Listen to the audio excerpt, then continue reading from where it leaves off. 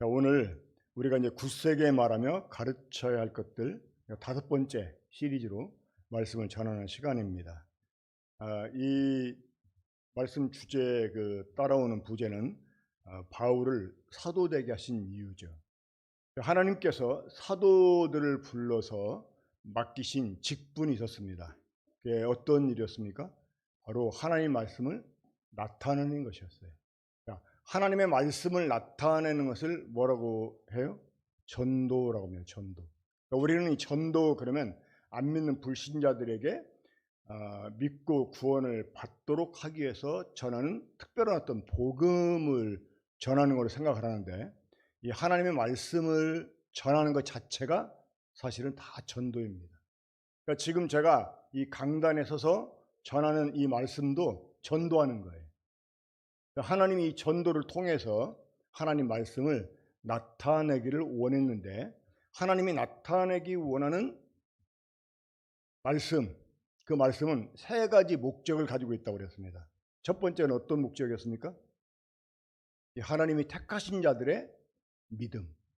하나님이 택하신 사람들로 하여금 믿음을 갖도록 해주는 말씀을 나타내기 위해서 이 사도들을 세웠고, 두 번째 목적은 무엇이었습니까? 경건에 관한 진리의 지식. 그러니까 구원받고 난 이후의 성도들은 경건해져야 돼요. 그러니까 경건해지도록 이 경건에 관한 진리의 지식을 위해서 이 하나님 말씀을 나타내게 한 것이고, 자, 3번째는 무엇 때문이었습니까? 영생의 소망 때문이었습니다. 오늘은 그 영생의 소망 첫 번째 시간인데, 자, 이 반복되는 본문이지만 우리 함께 이 본문 읽도록 하겠습니다. 디도서 1장 1절부터 3절까지입니다. 하나님의 종이요 예수 그리스도의 사도인 나 바울이 사도된 것은 하나님이 택하신 자들의 믿음과 경건함에 속한 진리의 지식과 영생의 소망을 위함이라. 이 영생은 거짓이 없으신 하나님이 영원 전부터 약속하신 것인데, 자기 때 자기의 말씀을 전도로 나타내셨으니 이 전도는 우리 구주 하나님이 명하신 대로 내게 맡기신 것이라. 디도서 3장 7절 8절입니다. 우리로 그의 은혜를 힘입어 의롭다 하심을 얻어 영생의 소망을 따라 상속자가 되게 하려 하심이라. 이 말이 밉부도다. 원하건대 너는 이 여러 것에 대하여 굳세게 말하라. 이는 하나님을 믿는 자들로 하여금 조심하여 선한 일을 힘쓰게 하려 함이라. 이것은 아름다우며 사람들에게 유익함이라. 아까도 말씀드렸지만 이 바울을 사도되게 하신 이유는 전도를 맡기기 위함이었습니다. 전도란 하나님 말씀을 나타내는 것입니다. 하나님께서 전도를 통해서 나타내시기 원하는 말씀은 첫째로 하나님이 택하신 자들의 믿음을 위해서, 두 번째는 경건함에 속한 진리의 지식을 위해서, 세 번째는 영생의 소망을 위한 것이었습니다. 우리가 이런 유의 말씀을 교회에서 굳세게 가르쳐야 합니다. 자, 오늘은 굳세게 말하며 가르쳐야 할 것들이라는 시리즈로 이제 5번째 말씀을 전하게 되는데, 영생의 소망 1이라고 이제 제목을 정해봤습니다. 자, 영생의 소망. 이 사도 바울은 영생의 소망에 대해서 말씀을 하면서 이 영생은 하나님이 영원전에 약속하신 것이다 라고 말했습니다. 이 영원전에 약속하셨다는 것은 뭘 의미할까요? 이것은 그 어떤 것보다 우선해서 하나님이 계획하시는 거라는 겁니다. 그러니까 하나님이 영생을 영원 전부터 약속했다. 이건 그 어떤 것보다 앞서서 이 영생을 계획했다라는 의미라고 하는 것입니다. 영원전이라고 하는 이 표현은 창세 전이라는 것보다 훨씬 그 이전의 시간을 가리킵니다. 영원은 시간이 아니기 때문에 영원 전이라고 하는 표현은 사실 이게 논리적으로 맞지 않습니다. 하지만 사도 바울이 이 표현을 사용한 것은 이 영생에 대한 계획이 하나님의 중심에 가장 가장 우선적으로 자리 잡고 있다고 하는 사실을 강조하기 위해서 이런 표현을 썼다고 생각을 합니다. 자, 그러면 영원전에 약속했다 그랬는데 이 약속을 누구한테 하셨을까요? 하나님 스스로. 그러니까 하나님 스스로 약속하신 거예요. 자, 이 약속은 예수 그리스도로 말미암아 하나님의 아들들을 이제 만들 이런 계획을 위해서 하나님이 가지신 약속이었는데, 이 약속은 다른 말로 하면 하나님의 다짐 혹은 하나님의 계획이라고 말씀드릴 수 있습니다. 하나님은 영원 전부터 이 영생을 위한 계획을 가지셨어요. 이 영생을 위한 계획은 누구를 위한 것이냐? 예수 그리스도로 말미암아 하나님의 아들들이 될 사람들을 위한 계획이었습니다. 그래서 하나님은 이러한 계획을 영원 전부터 그 어떤 것보다 우선해서 가지셨기 때문에 사람이 실패했어도 하나님은 그 사람을 포기치 않고 그 사람을 위해서 그리스도를 희생제물로 내어 주시기까지 하면서 이 영생을 위한 계획을 하나님이 이루셨다는 것입니다. 우리 함께 에베소 1장 5절 말씀을 읽어볼까요? 함께 읽겠습니다. 시작. 그 깊으신 뜻대로 우리를 예정하사 예수 그리스도로 말미암아 자기의 아들들이 되게 하셨으니. 자, 이 일은 하나님이 창세 전에 그리스도 안에서 계획하신 일이었습니다. 하나님이 창세 전에 가지신 계획이 무엇이었느냐? 이 그리스도로 말미암아 사람들을 하나님이 아들들이 되게 하는 것이었어요. 자, 그러면 세 번째로 이 영생과 아들됨은 어떤 관계가 있느냐? 자, 이 영생은 하나님이 영원 전부터 약속하신 것이었다고 그랬잖아요. 근데 이 약속은 그리스도로 말미암아 하나님의 아들들이 될 사람을 위한 그 하나님의 계획이었다고 말씀을 드렸어요. 그러면 이 영생과 아들됨은 어떤 관계가 있을까요? 아들이라고 하는 것은 아버지로부터 생명을 부여받은 자를 의미합니다. 그러니까 우리가 하나님의 아들들이 되려면 하나님께로부터 그 하나님의 생명을 부여받아야 돼요.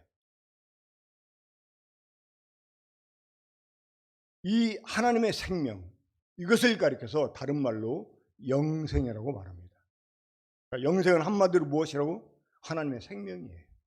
그러니까 많은 사람들이 영생을 시간 개념으로 착각을 해요. 그러니까 막연하게 죽지 않고 영원히 사는 것이 영생이라고 사람들이 오해를 합니다. 하지만 성경에서 말씀하는 영생은 하나님의 생명을 가리켜요. 죽지 않고 영원히 사는 것이 영생이 아니고 하나님의 생명입니다. 이 하나님의 생명을 가진 자는 하나님의 아들들이 됩니다. 그러면 네 번째로 예수 그리스도로 말미암아 아들들이 되게 한다고 하셨는데 그게 뭘 의미할까요?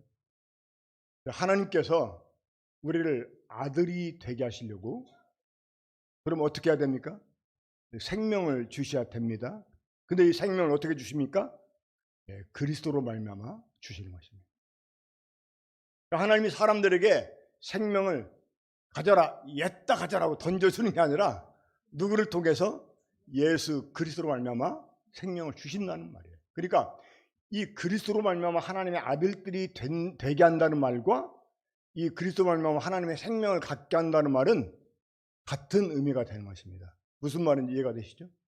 그러니까 하나님의 생명을 가져야 하나님의 자녀가 되니까. 근데 하나님이 생명을 누구를 통해서? 이 그리스도로 말미암아 주시는 것입니다. 그래서 이 그리스도로 말미암아 하나님의 아들들이 되게 한다는 것입니다. 자, 우리 요한복음 1장 12절 보겠습니다. 자, 시작. 영접하는 자 곧 그 이름을 믿는 자들에게는 하나님의 자녀가 되는 권세를 주셨으니. 그러니까 이 예수 그리스도로 말미암아 하나님 우리에게 생명을 주시는데 우리가 예수 그리스도로 말미암아 이 하나님의 생명을 얻으려면 어떻게 해야 되느냐? 이분을 영접해야 돼. 영접한다는 게 무엇입니까? 받아들이는 거예요. 그러니까 우리가 예수님을 믿는다고 하는 것은 뭐 하는 거냐? 이분을 받아들이는 거예요. 제가 처음에 이 디도서 1장 말씀을 가지고 시리즈 말씀을 시작할 때 믿음이라고 하는 것은 무엇과 관련이 있다고 그랬어요? 믿음이란 있고 하는 것은 예수 그리스도 말미암아 내 안에 거하게 하는 것과 관련이 있다고 그랬어요. 그러니까 우리가 예수님 믿는다는 게 뭐냐? 그분으로 하여금 내 안에 거하게 하는 거예요. 처음 영접해서 거하게 하고 우리가 지속적으로 계속 그분을 신뢰하고 믿음으로 그분이 내 안에 살아계시게 하고 그분이 내 안에 사시는 그분이 내 안에서 나를 통해서 일하시고 나타나 주시도록 하는 거, 이게 바로 믿음이에요. 그러니까 우리가 예수님을 믿는다고 하는 것은 그분을 받아들여 그분으로 하여금 내 안에 계시게 하는 거예요.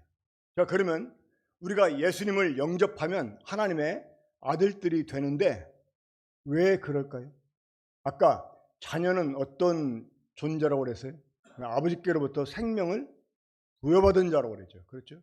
그러니까 우리가 하나님께로부터 생명을 부여받는 방법이 뭐냐? 예수 그리스도를 영접하는 길이에요. 그러면 우리가 예수님을 영접하게 되면 하나님의 생명을 받게 되는 이유가 무엇 때문입니까? 바로 1장 4절. 그 안에 생명이 있었으니.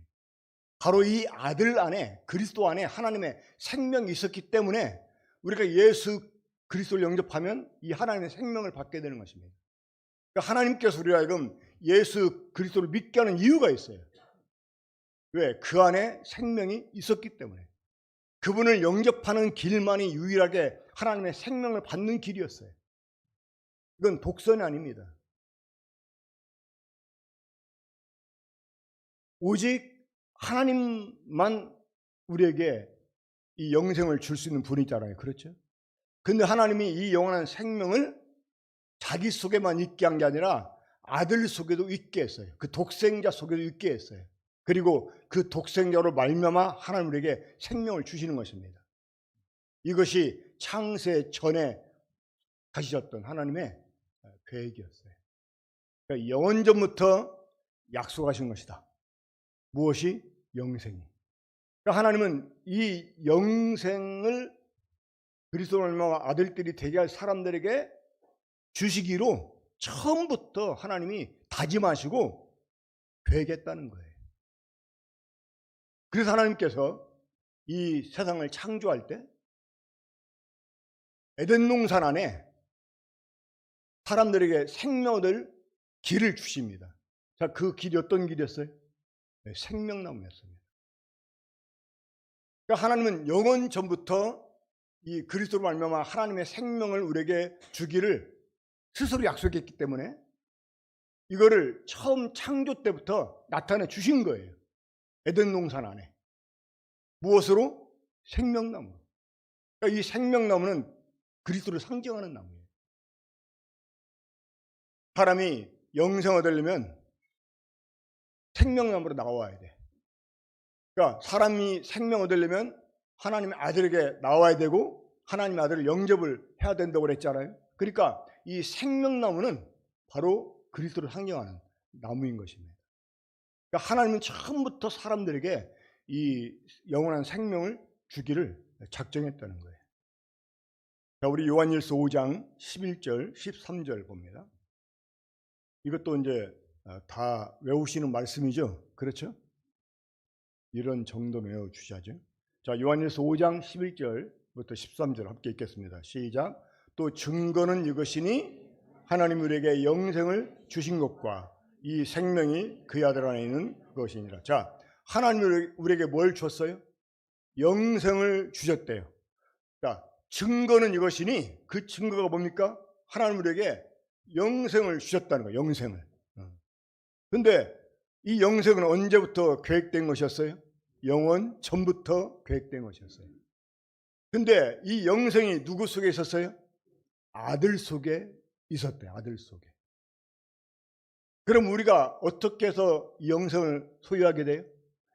이 생명을 갖고 있는 아들을 영접함으로. 그래서 아들이 있는 자는 생명이 있고 하나님의 아들이 없는 생명이 없다는 거예요. 그러니까 하나님이 그리스도로 말미암아 우리를 하나님의 아들들이 되게 하려고 계획을 세우셨어요. 그 계획이 우리에게 이루어지게 하는 방법은 무엇이냐? 이 아들을 통해서 생명을 얻게 하는 것이었어요. 그런데 이제 우리가 때때로 영생에 대해서 오해를 하게 되는 이유가 있는데, 그것은 지금 우리 이제 범죄했잖아요. 이 범죄한 삶에서 하나님의 심판을 받고 우리 영혼이 꺼지던 이 족부 속에 들어가서 영벌을 받아야 돼요.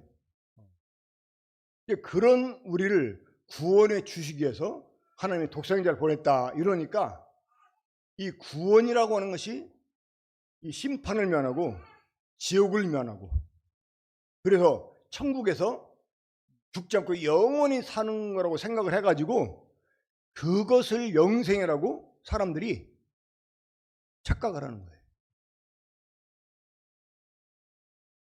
그리고 예수님 십자가에서 못 박혀 죽고 또 부활하시고, 이게 무엇 때문이었어요? 이 사람들이 범죄함 때문에 그런 거잖아요. 그렇죠? 그래서 마치 인간이 범죄했기 때문에만 이 그리스도가 필요하다고 사람들이 생각을 하는 거예요.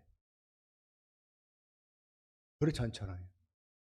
이 그리스도는 하나님이 창세 전부터 계획하신 분이었어요. 무엇을 위해서? 우리에게 영생을 주시기 위해서. 그런데 영생을 언제부터 하나님이 계획하신 것이었어요? 영원 전부터.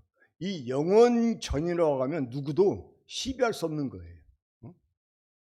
하나님이 처음부터 그 어떤 것보다 우선해서 하나님이 작정하신 게 영생이라는 거예요. 인간이 범죄했기 때문에 그 인간을 구원해 주시기 위해서 하나님의 아들이 오셨고, 그들 죄값 갚아주셨고, 그래서 지옥 안 가게 해주셨고, 그래서 막 천국에서 영원히 살게 하고, 이게 영생이 아니라 하나님은 처음부터 영원 전부터 사람들에게 하나님의 생명을 주셔서 하나님의 아들들이 되게 하기를 원했다는 거예요. 근데 인간이 범죄해버렸잖아요. 그 범죄한 인간은 영생을 얻을 기회를 박탈당했어요. 그렇죠? 이 생명나무 열매에 따먹고 영생할까 봐 쫓아내버렸잖아요. 영생 얻을 기회를 박탈당한 거예요. 그러면 하나님이 독생자를 이 세상에 보내신 이유가 뭐냐? 그분은 십자가에 못 박혀 죽게 하셔서 모든 인간의 죄를 대속하게 하신 이유가 뭐냐? 이게 죄사함 받게 하려고 그런 게 아니에요. 죄사함도 목적이 있는 거예요. 죄사함 자체가 목적이 아니고, 죄사함도 목적 때문에 그런 거예요. 어떤 목적? 영생을 얻게 하는 목적. 그러니까 잃어버린 영생 얻을 기회를 다시 인간에게 제공해 주시기 위해서 우리 주님이 십자가에서 못 박혀 죽으셨다가 부활하신 거예요. 우리 이 점을 확실하게 알아야 됩니다. 이런 사람을 가리켜서 하나님께로부터 난자가 됐다고 성경은 말씀해 줍니다. 요한복음 1장 13절 보면, 이는 혈통으로나 육정으로나 사람의 뜻으로나 하지 아니하고 오직 하나님께로부터 난자들이니라. 자, 다섯 번째로 말씀 보겠습니다. 이 영생은 소망을 위한 것입니다. 하나님이 영원 전부터 우리에게 이 하나님의 생명, 영생을 주시려고 하는 이유가 무엇 때문이냐는 거예요. 그것은 무엇 때문이라고요? 소망 때문에. 이 소망은 무엇일까요? 바로 하나님의 나라를 우리가 상속받는 것입니다. 이 하나님 나라를 상속받는 거예요. 여러분, 이 일이 얼마나 어마어마한 일인지 아마 짐작하지 못할 거예요. 우리는 짐작할 수도 없을 거예요. 이 하나님의 나라. 지금 우리는 어떻게 보면 민초들이잖아요. 민초. 지금 막 한참 휘날리는 막 민들레처럼 이리 휩쓸려 저리 휩쓸려 해가지고 어떻게 땅바닥에 딱 내려앉아가지고 거기에 뿌리 내리고 겨우 막 바닥 기면서 살아가는 우리 민초들입니다. 근데 이 민초들은 위에 있는 권력들에 대해서는 별로 크게 신경을 안 씁니다. 왜? 자기들이 올라가지 못할 나무라고 생각을 하니까 아예 꿈도 안 꾸니까 그러면서 어때요? 그러면서도 권력자들을 막 비판하고 막 욕을 해. 그죠? 근데 실제로요, 그 세계에 들어가게 되면 우리가 상상하기 힘든 권력을 누리게 됩니다. 그리고 그 권력 맛을 보게 되면 그 권력 유지하기 위해서 이 가족도 죽여요. 제가 얼마 전에 오스만 제국 그 황궁에 관한 얘기를 들었는데, 그 오스만 제국은 왕이 딱 되잖아요. 그러면 제일 먼저 하는 일이 자기 형제를 다 죽이는 일이에요. 그것도 합법적으로, 법이 그래요, 법이. 그래서 지금도 그 터키에 가면 그 64개 무덤이 있대요. 그러니까 그 황궁에서부터 그 형제가 64명 있던 거죠. 그 64명을 다 이렇게 뭐 교성을 취하든 독사를 시키든 해가지고, 그래 그 관을 차례로 다 메고 나와가지고 장사를 지낸다는 거예요. 그래서 그 무덤이 있대. 근데 그게 이제 너무나 잔인하다 하는 생각이 들어가지고, 어떤 이제 황자가 황제에 등극한 후에 그 자기 형제들을 죽이지 않고 독방에 다 따로 가둬놨대.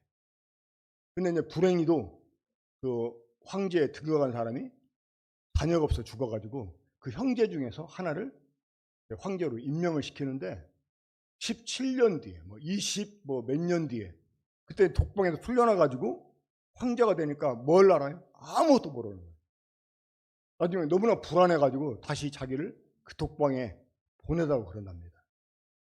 그래가지고 그 황제는 허수아비게 되고, 아니면 왕후나 뭐 다른 이제 내시나 이런 사람들이 권력을 행사를 하는 거예요. 그러니까 이 권력의 맛을 보면 이 권력을 잃어버릴까봐 형제마저도 죽인 일을 서슴지 않고 한다는 거예요. 이 권력이 얼마나 좋으면 그러겠어요. 여러분, 우리가 하나님의 나라를 상속받는다 또 하는 것은, 어디 그냥 우리가 하나님 나라 딱 갔는데 하나님이 한 구역 정해져 가지고 이거 네 거야, 너 여기서 누리며 살아, 그런 개념이 아니에요.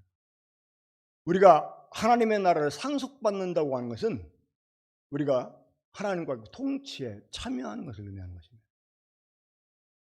이 일반적으로 우리가 상속받는다 그러면 상속해준 사람은 어떻게 됩니까? 세상에서는 죽잖아요. 그죠? 그러니까 죽으니까 그 사람 거를 뭐 이렇게 물려받아가지고 누리게 됩니다만은, 하나님 나라를 우리가 상속받는다고 할 때 하나님 영원한 분이기 때문에 우리가 그 전체를 다 상속받는 건 아니죠.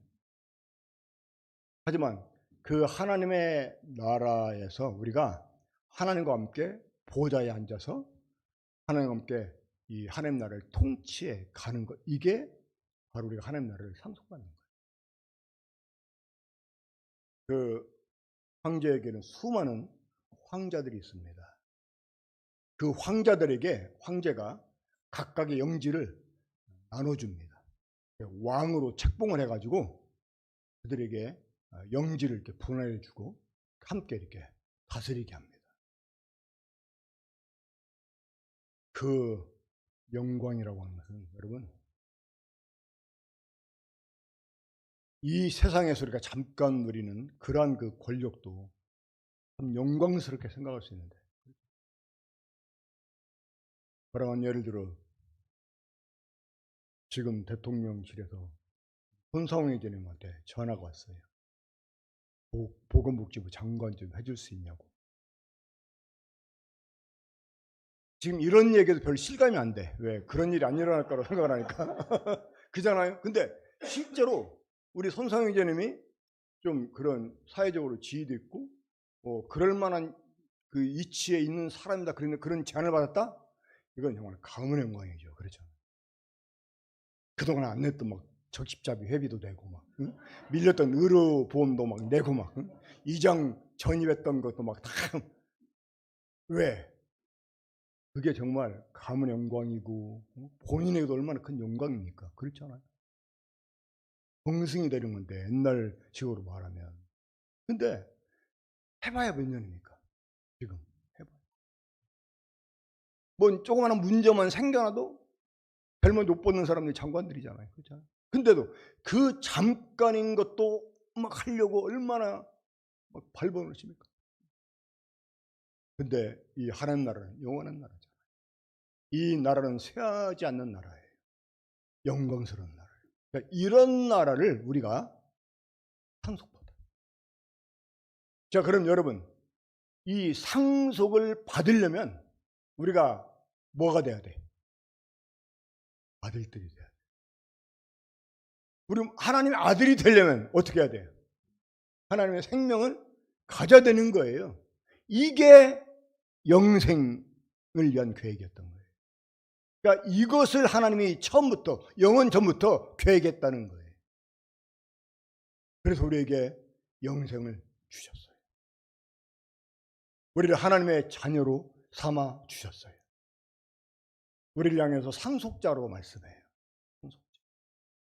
그러니까 우리가 갖고 있는 이 영생의 소망이 뭐냐? 하나님 나라를 상속받는 거예요. 우리 디도서 3장 7절 말씀을 다시 한번 읽겠습니다.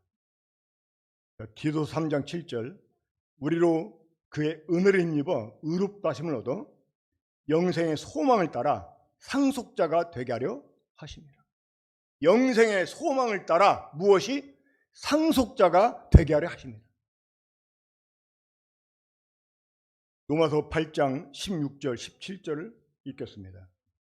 성령이 친히 우리 영과 더불어 우리가 하나님의 자녀인 것을 증언하시나니 자녀면 또한 상속자 곧 하나님의 상속자요 그리스도와 함께한 상속자니 우리가 그와 함께 영광을 받게 하여 고난도 함께 받아야 할 것입니다.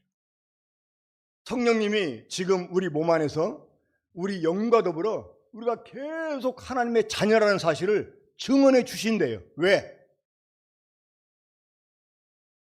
자녀이면 무엇이라고? 상속자라는 거예요. 누구와 함께?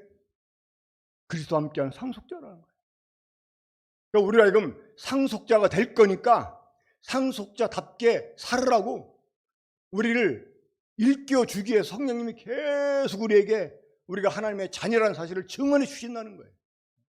그러니까 구원받은 성도는 늘 이런 자각 증세를 갖고 있어요. 어떤 자각 증세? 나는 하나님의 자녀다. 나는 하나님의 자녀다. 나는 거듭난 사람이다. 나는 하나님의 생명을 가진 자이다. 나는 상속자이다. 이런 자각을 갖도록 성령님이 계속해서 우리 안에서 역사해 주신다는 거예요. 제가 일제로 말씀드린 기억이 있는데 그 영국 여왕이었던 엘리자베스 2세. 그분은 영국 연방에 속한 나라들이 다 존경을 합니다. 지금 왕은 별로 이렇게 존경하지 않는데 그분은 참 존경을 했어요.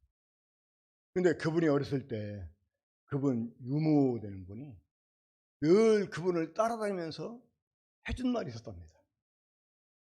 어떤 말이냐면 당신은 장차 이 나라의 왕이 되실 분입니다.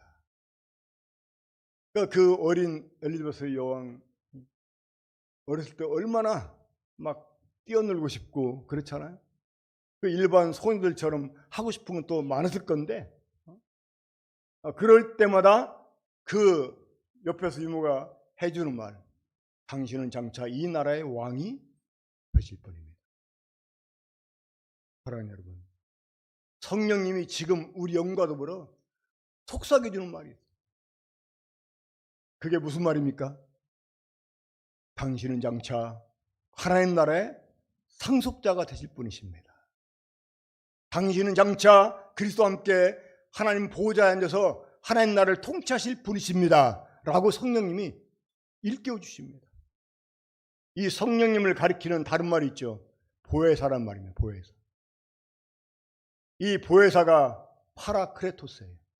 이 파라라는 말은 곁에서라는 뜻, 곁에서. 곁에서 클레시스. 자꾸 우리에게 무언가를 속삭여주고, 변해주고, 증거해주고, 이러세요. 지금도 가끔 뭐 이렇게 특검 재판하는 광경 나오잖아요. 거기 보면 그 피고인 옆에 변호인이 있죠. 막 수시로 막 속닥서 의논하잖아. 응? 이것처럼 성령님이 우리의 변호사가 돼가지고 우리 영과 함께 우리 몸 안에 계시면서 우리가 하나님의 자녀라는 사실을 계속 증언해 주시고 우리가 그리스도와 함께 하나님 나라를 상속받을 자라는 사실을 계속 일깨워 주시면서 우리 의식을 깨워주는 거예요. 그래서 사도 바울이 종종 성도들에게 한 말이 있습니다. 어떤 말일까요? 정신을 차리고 정신을 차리고 깨어 이렇게. 그러니까 성령님이 우리를 계속 일깨워 주는 거예요. 우리가 하나님 나라의 상속자가 된다고 하는 것은 하나님과 함께 하나님 나라의 주인이 되어서 함께 통치한다는 것입니다. 자, 그러면 이 영생의 소망이 무엇인지 우리가 바로 알기 위해서 뭘 먼저 바로 알아야 할까요? 네, 하나님 나라가 무엇인가를 바로 알아야 됩니다. 자, 이 부분은 시간이 더 길어질 것 같으니까 제가 다음 주에 말씀을 다음에 제가 또 말씀드릴 시간에 말씀을 드리도록 하겠습니다. 아까 예배 시간에 어떤 형제님이 히브리서 1장에 있는 말씀을 읽어주셨는데 이 아들을 만물의 이 상속자로 세우시고라는 말씀 나옵니다. 그러니까 하나님이 이 아들을 위해서 모든 만물을 만들고요. 이 아들과 함께 이 후사로 세워서 하나님 나라를 공유하게 할 이런 그 대상을 하나님이 계획해 놓으세요. 그게 이 그리스도와 하나님의 아들들이 될 사람들인데 그들을 가리켜서 뭐라고 뒤에서 말씀하냐면 교회라고 말해요. 교회. 제가 그 부분만 먼저 한번 읽어드리고 마치겠습니다. 히브리서 2장 11절 12절인데 거룩하게 하시는 이와 거룩하게 함을 입은 자들이 다 한 근원에서 난지라. 그러므로 형제라 부르시기를 부끄러워하지 아니하시고 이르시되 내가 주의 이름을 내 형제들에게 선포하고 내가 주를 교회 중에서 찬송하리라. 그러니까 이 교회가 계획된 이유가 뭐냐? 그리스도와 함께 상속자가 돼서 이 하나님 나라를 함께 통치할 사람들이 되게 하려고 하나님이 교회를 이러한 은혜를 우리에게 하나님이 주셨습니다. 얼마나 놀라운 큰 구원인지 몰라요. 이것이 우리의 최대 소망이고 이 소망 때문에 우리가 우리 남은 생을 제대로 이렇게 살아야만 되는 것입니다. 일단 기도하고 오늘 말씀 마치겠습니다. 우리 사랑하시는 아버지 하나님, 우리를 위해서 가셨던 그 영원 전 계획, 이 영생에 대해서 이 시간 진심으로 감사를 드립니다. 아들을 말미암아 우리에게 이 영원한 생명을 주시고 우리에게 아들됨의 권세를 가지게 해주시고 이제 그리스도와 더불어 그 나라를 상속받을 이러한 소망을 갖게 하시니 감사를 드립니다. 우리가 이 소망에 부끄럽지 않도록 그리스도를 본받는 이런 삶을 살게 해주시고 매일 매순간 우리가 정말 상속자다운 삶을 살아갈 수 있도록 성령님께서 우리를 일깨워 주시옵기를 바랍니다. 계속 이러한 유의 말씀이 교회 가운데서 굳세게 가르쳐질 수 있게 주님께서 역사에 주시옵기를 바라옵고 이 모든 것을 주 예수 그리스도 이름으로 기도합니다. 아멘.